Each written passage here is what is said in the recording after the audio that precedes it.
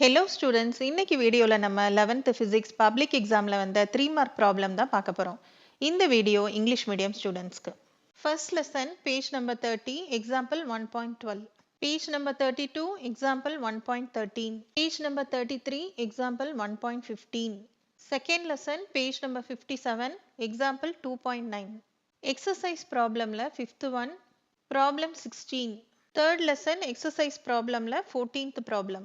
Fourth lesson, page number 175, example 4.7. Lesson 5, page number 233, example 5.13.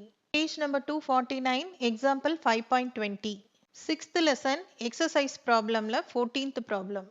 Eighth lesson, page number 120, example 8.12. Page number 144, example 8.24. Ninth lesson, page number 171, example 9.3. Lesson 10, page number 197, example 10.6. 11th lesson, page number 254, example 11.18. Example 11.19.